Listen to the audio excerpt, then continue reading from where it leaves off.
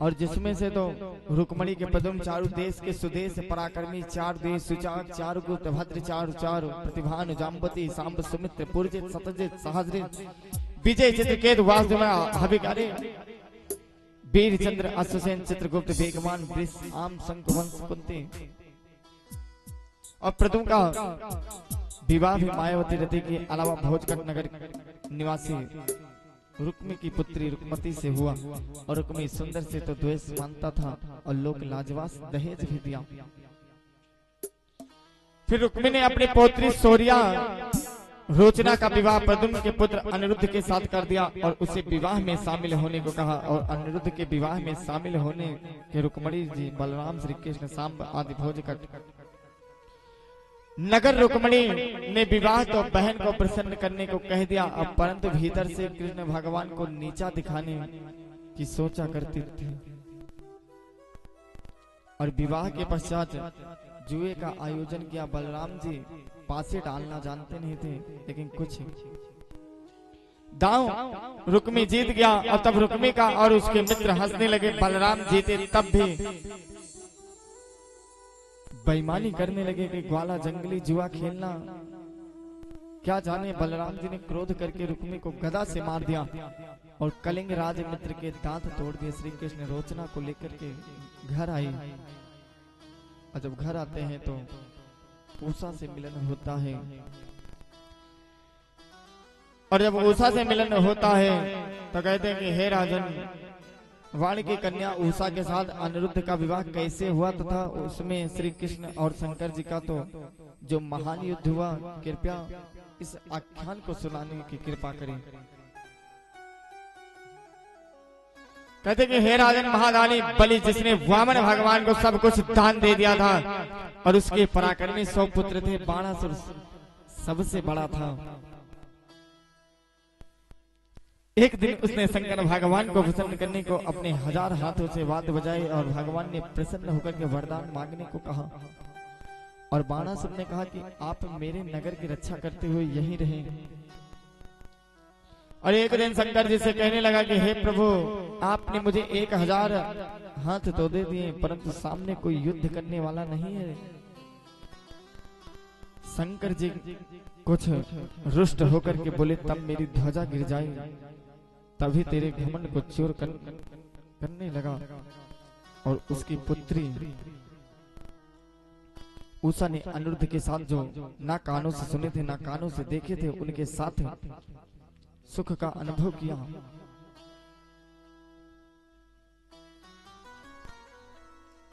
और उसे उसके सहेली चित्रलेखा ने वारस मंत्री कुंभार चित्रलेखा तत्सुता जो बाण के मंत्री कुभांड के पुत्री थे उसने उषा को अनेकों राजकुमारों के चित्र बना करके दिखाए।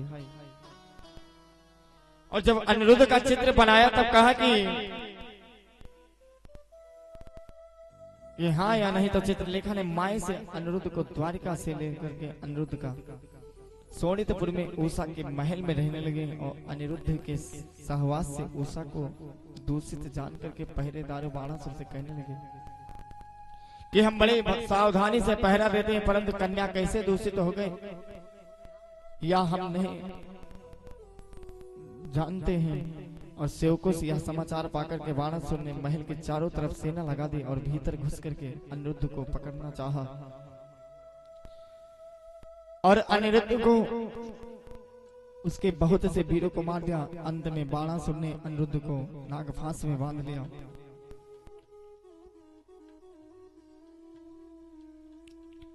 और उधर द्वारिका में 4 महीने तक के अनिरुद्ध का कहीं पता नहीं लगा तो सारी द्वारिका में शोक छा गई और देवर्षि नारद जी ने भगवान श्री कृष्ण को सारा वृतांत सुना दिया।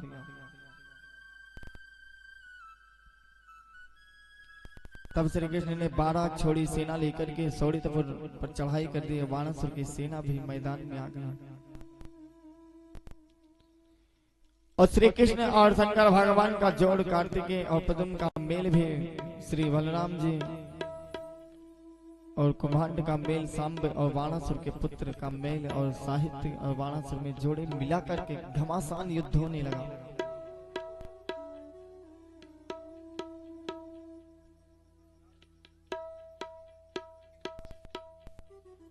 और जब घमासान युद्ध होने लगा तो शिव जी के पशुपात्र भी नारायण छोड़ करके सारे अस्त्रों को तेज होने को कर दिया और शंकर भगवान ने जिम्भर नाम के अस्त्र से लगे हुए कार्तिकेय और पद्म के बाणों से घायल होकर के मोर पर चढ़ करके भागे और बलदेव जी ने भी 100 धनुषों पर 2 बाण चढ़ा करके कृष्ण पर बाण वर्षा करने लगा और भगवान ने उसके 500 धनुष काट दिए तथा उसके रथ के सारथी तथा घोड़ों को मार दिया और अपने पुत्र के प्राण संकट में देख करके उसकी माता कोटरा वाले को खोल करके भगवान के सामने नग्नावस्था में आकर के खड़ी हो गई। श्री कृष्ण ने जो ही नजर घुमाई तो ही रथहीन अंतहीन वाणासुर नगर को भाग गया और भगवान शिव ने 3 पैर और 3 सिर वाला माहेश्वर जोर छोड़ा और श्री कृष्ण ने वैसो जोर नारायण जोर को छोड़ दिया। और जब माहेश्वर जोर भगवान श्री कृष्ण की विनती कर नारायण की शरण में गया तब भगवान बोले कि आख्यान को सुनोगे तो ऐसे ही माहेश्वर जोर कभी भय नहीं रहेगा। और उधर बाणासुर रथ पर चढ़ करके पुनः युद्ध मैदान में आ गया और श्री कृष्ण ने सारी भुजाएं काट दी, केवल 4 भुजाएं शेष रही। तब भोलेनाथ जी कहने लगे कि हे प्रभु, मैं ब्रह्मा देवता और शुद्ध हृदय ऋषि लोग आपकी शरण में आए रहते हैं और फिर यह संसारी जीव आपको माया को कैसे जान पाएगा। हे प्रभु, बाणासुर मेरा परम भक्त है और मैं इसे अभय प्रदान कर चुका हूँ और आपने जिस प्रकार पहाड़ पर कृपा की थी उसी प्रकार इस पर भी कृपा करके इसे क्षमा कर दीजिए। एक बार बाणासुर ने 1000 भुजाओं से तांडव नृत्य के समय अनेक वाद्य बजाए और प्रसन्न होकर के शिव जी ने इसे शक्ति संपन्न बनाया तथा तभी भी इसकी आज्ञा में रहते थे।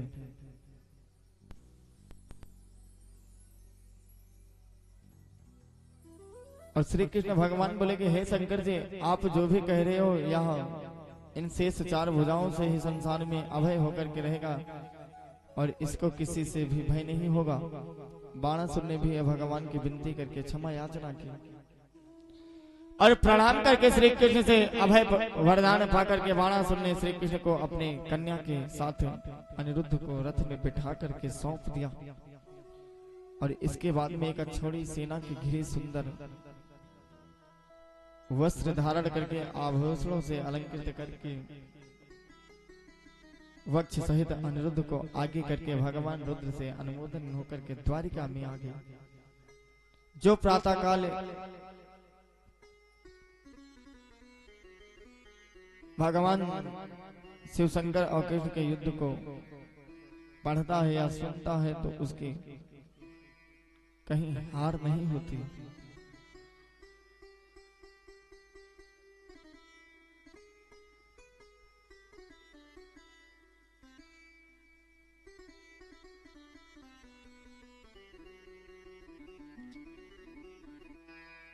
और आगे बढ़े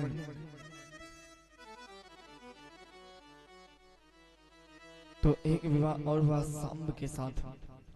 और कहते कि हे राजन, दुर्योधन की कन्या जो लक्ष्मणा को जाम्बती पुत्र सांब ने स्वयंवर से हरण कर लिया था, उस पर कौरवों ने युद्ध करके उसे बंदी बना लिया था। और नारद जी ने श्री कृष्ण को सब समाचार बताए और श्री कृष्ण जी युद्ध की तैयारी करने लगे। और बलराम ने कहा कि युद्ध ठीक नहीं है। वे कुछ बड़े बूढ़ों के साथ हस्तिनापुर गए हैं, एक बगीचे में ठहर गए और उद्धव जी ने हस्तिनापुर सभा में जाकर के कहा कि बलदेव जी आए हैं। और भीष्म धृतराष्ट्र द्रोण ने जब यह सुना कि कौरव सभी मंगलिक वस्तुएं लेकर के स्वागत के लिए बलदेव जी के पास आए हैं, तब स्वागत के बाद में कहने लगे तुमने मिलकर के अकेले ही सांब को जीत करके बांध लिया है और इसे हमने मैल बना रहे हैं, इसलिए सह लिया। और बलदेव जी के ऐसे वचनों को सुनकर के कौरव भी क्रोधित होकर के कहने लगे कि जैसे सांपों को पिलाया गया दूध पिलाने वाले के लिए ही दुखदाई होता है, और उसी प्रकार यादव भी हमसे छत्र चमर आदि राज चिन्ह को जो हमने ही इनको दिए हैं हमारी दया से ही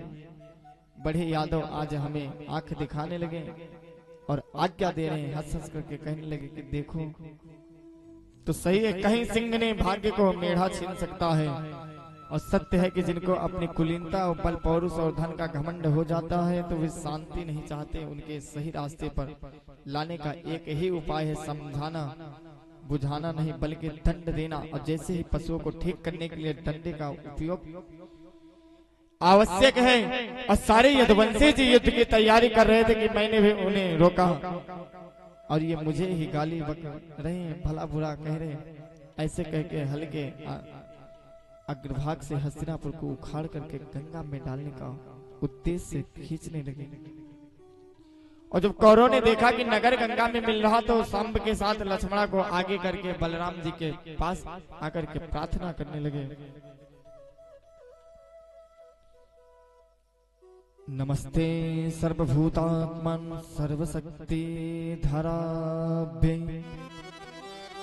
विश्वकर्मन् नमस्तस्ते त्वं वयं शरणं गतः। हे समस्त शक्तियों को धारण करने वाले भगवान हैं, अविनाशी हैं और हम आपको बार बार नमस्कार करते हैं और हम आपकी शरण में हैं।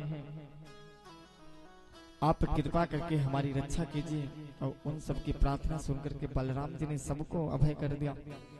और दुर्योधन ने लक्ष्मण के साथ दहेज में बहुत सा सोना, हाथी, दास दासियां आदि देकर के विदा किया। द्वारिका में आगे सभी हर्ष से मगन हो गए।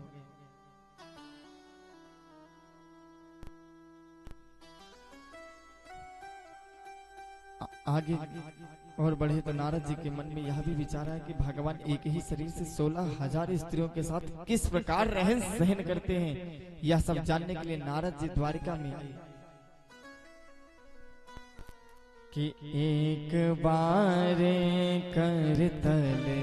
बरबीना, एक बार कर तलकार बीना, अवत हरि गुण कान प्रवीणा। एक बार कर तलकार बीना, गावत हरि गुण कान प्रवीणा। सिया राम जय